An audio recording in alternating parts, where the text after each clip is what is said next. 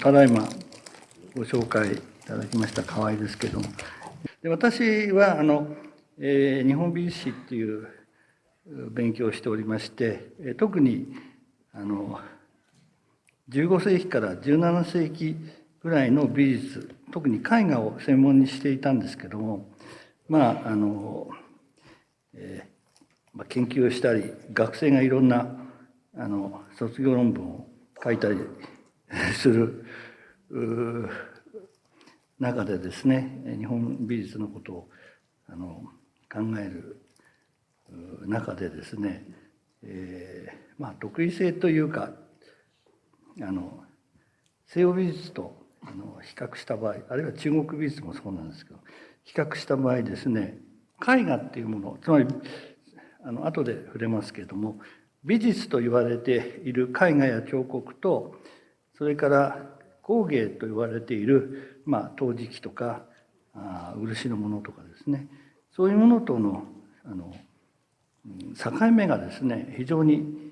曖昧っていうか、その境目の塀が垣根が低いっていう、そういう特色があるというふうに考えたわけです。でこの一番最初に出しているのが、こちらの代表的な宝物でですね、片っぽは野々村仁清の藤の壺で、こちらが緒方光琳の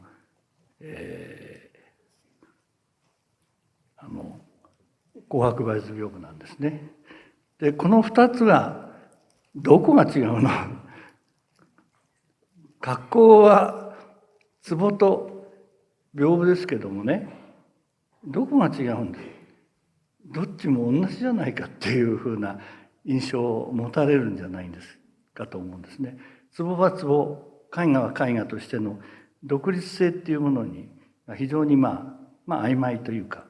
そういうところに特色があるんじゃないかというようなことで、いかに絵画と工芸品の衣装がですね、行ったり来たりしているという、王冠する衣装っていうふうにちょっとタイトルつけましたけども、そういうものをですね、ちょっと紙芝居風に具体的な例を出しながら似てるでしょっていうことをちょっとご説明しようと思っております。で、絵画っていうと、光琳の紅白梅図屏風があれば、光琳にはもう一つですね、比較的光琳の若い頃の作品として「柿つばた図屏風」というのが東京の熱美術館にあるわけです。でこの柿つばたというモチーフを例にしてみると、例えばこの柿つばたのこの題材とその表現の仕方がですね、平安時代の沢千鳥の蒔絵の小唐筆っていうんですけど、小さい唐筆のデザインとですね、どこが違うのっていうことなんですね。でこれがその沢千鳥の蒔絵の蒔絵螺鈿小唐筆ですけれども、ああいうふうに唐筆のところのもう衣装がそれに近いし、それから13世紀のこれ屏風ですけども、千髄屏風の一部を見ると、同じようなですね表現になってるわけですね。どこが絵画でどこがその奇形を見れば違うっていうのは分かるんですけども、表現されている表されている衣装が同じなんですね。そういうふうなことをたどってみると、例えば野辺雀の蒔絵の手箱、平安時代の大阪の金剛寺にあります国宝ですけども、それとですね同じように、これはお経が書いてあるんですけども、もともとは絵として鮮明に描かれた絵としてあるわけなんですけども、四天王寺の洗面法華経、洗面型にそこに法華経が書いてあるんで洗面法華経と呼んでますけども、ほぼ同じようなその紙に書かれているか木に漆で書かれているか違うの違いぐらいで、デザインはほぼ同じなんですね。でそういう例を取り上げていけば、例えば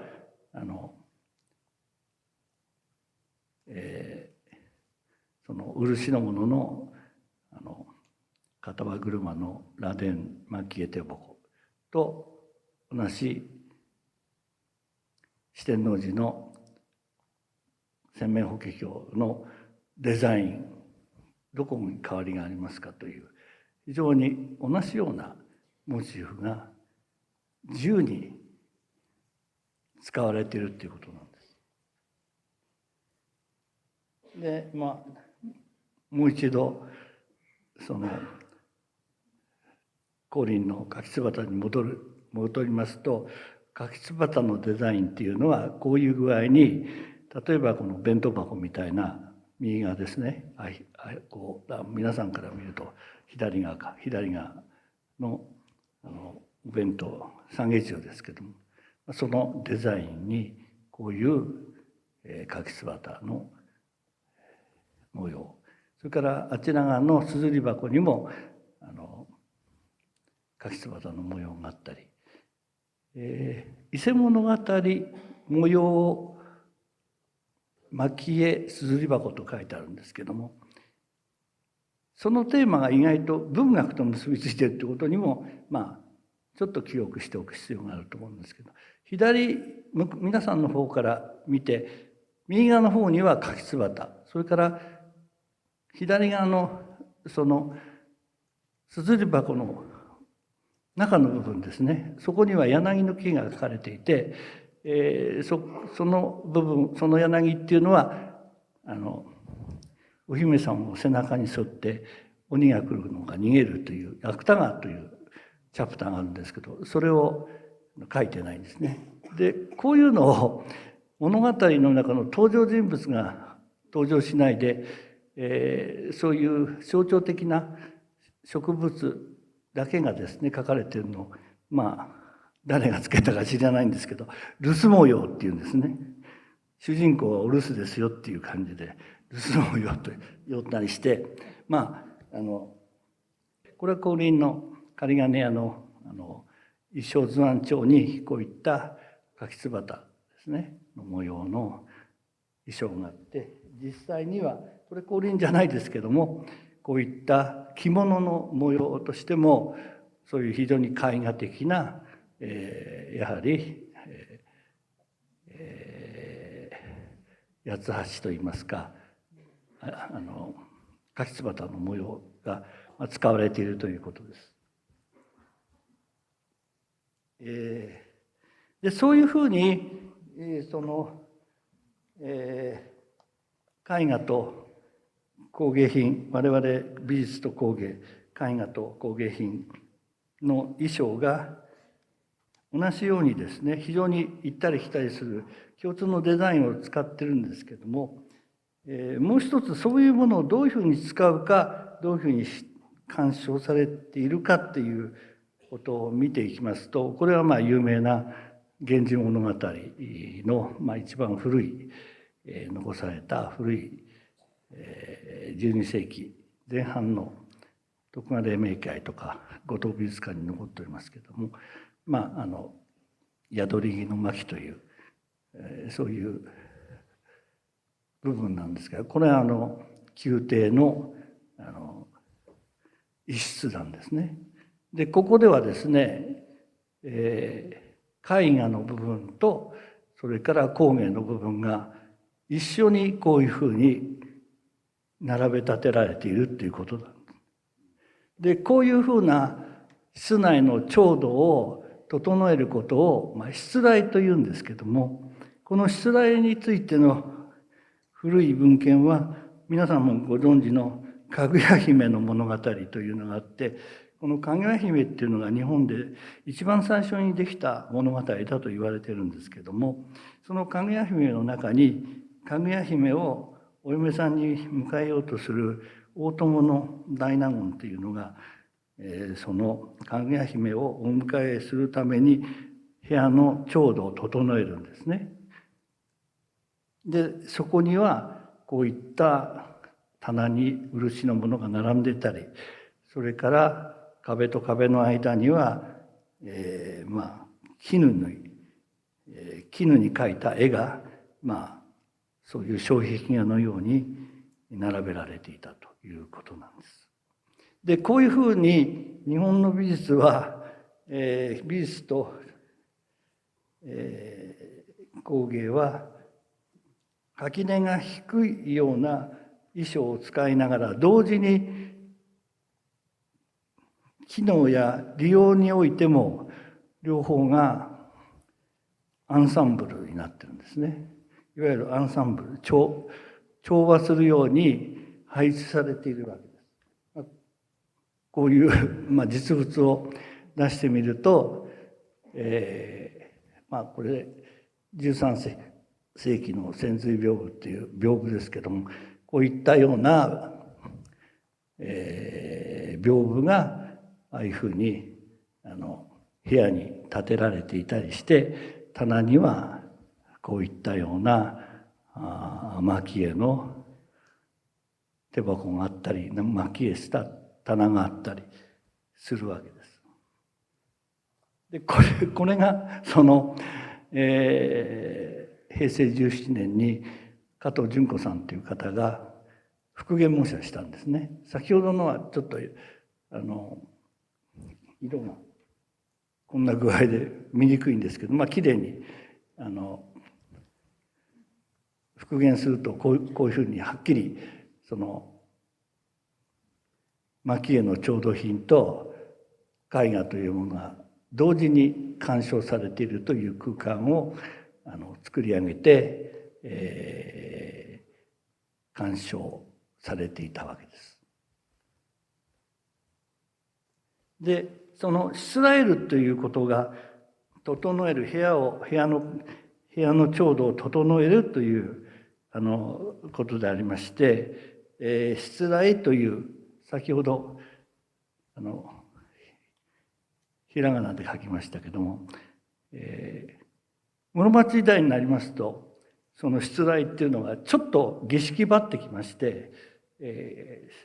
部屋の礼という字になるんです。で座敷花材とか、書院花材というふうに呼ばれまして、そういう指南書ができたりするわけです。でこのしつらいっていうのが一つの儀式ばっているっていうことは、つまり天皇がおいでになる、つまり行幸ですけれども、あるいは将軍がおいでになるおなりという、そういう際の儀式的なその部屋の飾り方ですね。そういうことが行われて、そこにはさまざまな文房具もあるし、食器もありますし、さまざまなものがこう並べ立てられてアンサンブルを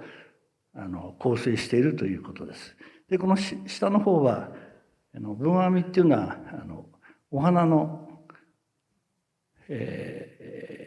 関係の方なんですけども、こういうようなとこにはこういうふうに、掛け物をかけて、下にはその三つぐ足って言ってる花瓶とか香炉、それから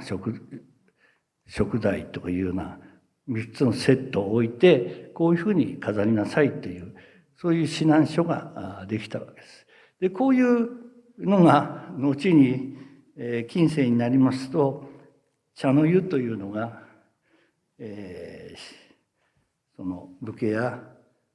豪商たちの間で盛んになりますと、そこで道具の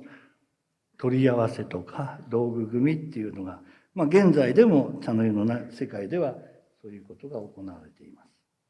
でこれがですね、東山の、つまり足利義政が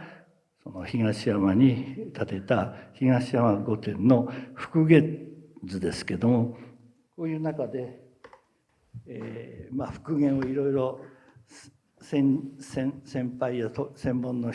方がこういう復元図を作ってくださってるんで、ありがたいんですけども、こういうふうに屏風を立て巡らしてそこへいろんなものを置くんですけども、でそういう時に日本製のものだけではなくて、唐物という中国からの輸入品もここに並べ立てていくわけです。でここでは日本独自の造形空間ではなくて、外国のものも含めたそういうふうな和漢を混ぜたような、そういうふうな組み合わせとかさまざまな組み合わせをするわけですけども、常に日本の場合は飛鳥時代以来、外国をかなり意識しながらですね、新しい文化を作っていったわけですけれども、今これ東宮堂で今残ってるんですけど、ご覧になるようにですね、西洋美術とか中国の美術もそうですけども、作品そのものが独立していてですね、それを鑑賞する方と作品は常に対峙する関係で存在してたわけです。しかし日本の場合は対峙する関係ではなく、その鑑賞の中にですね、人間が介在して、後で触れますけれども、今の現代美術で言いますとインスタレーションですね。インスタレーションの妙というのがあるわけで、人間が介在してくる。日本美術のコレクターとして知られている経営学者のピーター・ドラッカーっていう人がですね、日本の美術は人間がその中に入っていける。西洋の美術っていうのは人間と美術っていうのは常に美術作品は対峙する関係にあるけども、日本美術っていうのはその鑑賞者がその作品の中に入っていけるっていう、そういう特質があるんだということを非常に興味深く指摘しているわけです。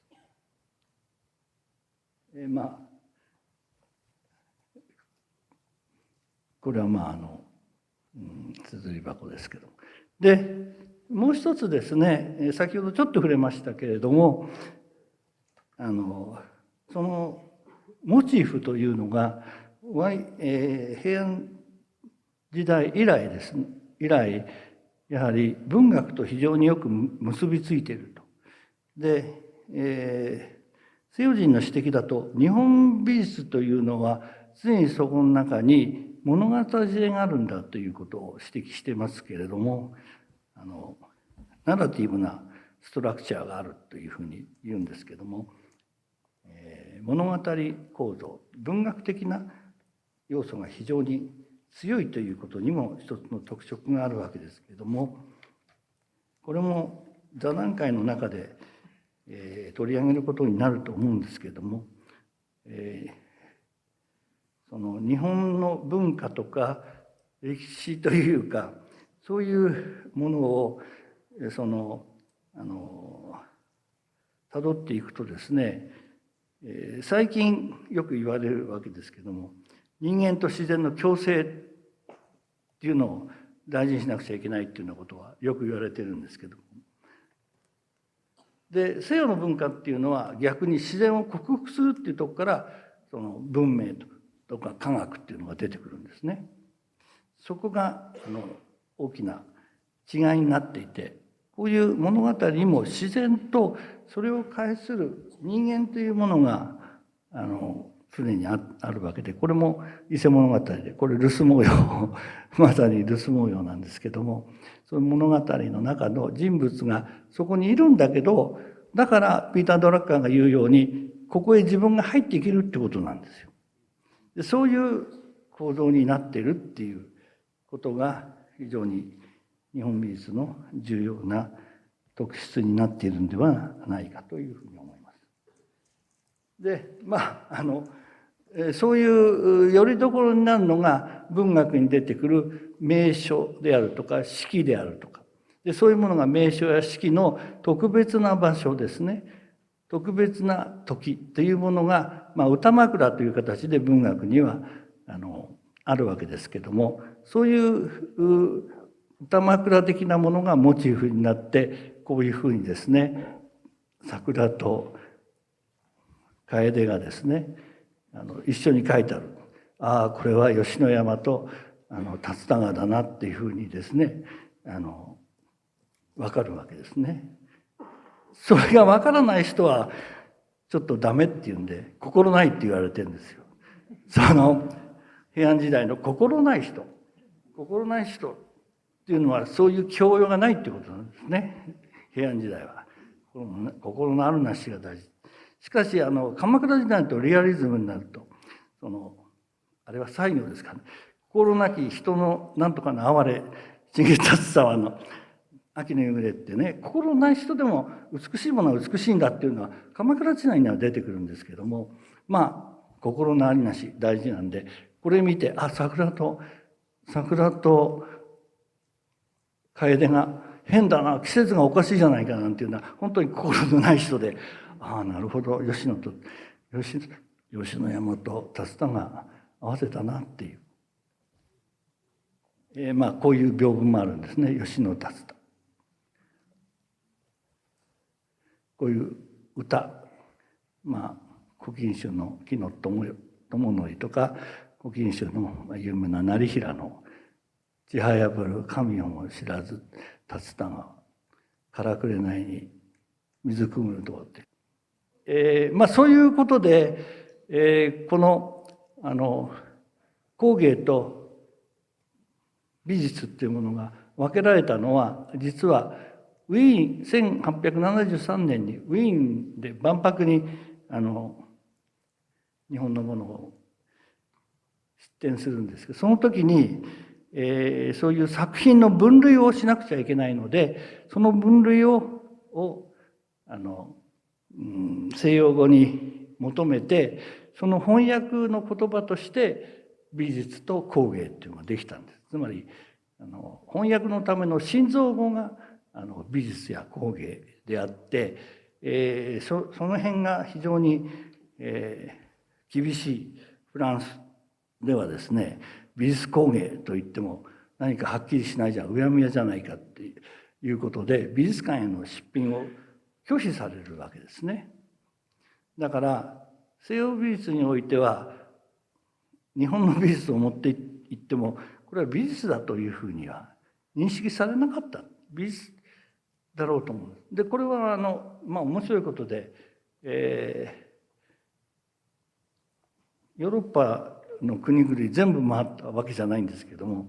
大体大きなヨーロッパの国の日本の美術品、我々の美術工芸っていうものについてはですね、美術館には全然並んでないんですよ。美術館と呼ばれるところにはですね、義目美術館は並んでますかね。並んでなくて、普通は民族美術館とか応用美術館、そういうところに並んでるんですね。でしかしアメリカの方はもう最初から美術品として買われているわけです。ご存知のボストン美術館とかですね、それからチャールズ・フリアーが買っていったものが寄贈された、今名前変わったんですが、昔フリアギャラリーって言ったんですけど、今は国立東洋美術館って言ってるんですかね、ワシントンにありますけど、そういうふうに美術としてアメリカは受け入れたんですけども、ヨーロッパの人はいまだにそういう境目がわからないものとして扱ってるんじゃないかというふうに思います。そういう王冠する衣装ですけども、図案とか衣装とかですね、そういう言葉に関しては明治時代にいろいろと議論があったりして、図案衣装っていうことの教育なんかも今の芸大ですけど東京美術学校には図案、そういうようなコースがあったり、彫刻科はなかったんですけど、図案科はもうできて間もなく東京美術学校に図案科あるんですね。一方ではですね、これ今でも同じ、これも日本の特色じゃないかと思うんですけど、外国のものを学んで、そこから平安時代は和漢唐材、明治以後は和漢洋裁って言って、日本の精神で外国の技術を使って自分に使いいいようなものにする。だから今の自動車もコンピューターもみんなその伝統の中で日本の重要な産業になってるんですけども、誤解もあるんですね。誤解で、これは万博の時に作られた西洋人はこういうものが好きなんだろうと、日本の美術はこういうもんだっていうふうにすると西洋人が喜ぶんだろうっていう非常に不思議なものができてくる誤解ですね。西洋を一生懸命勉強するんですけども、勝手な誤解をするんで、それはまたこの文化フォーラム自体がそういうことを本当のって言い方おかしいんですけど、曲解しない余計な外国のことを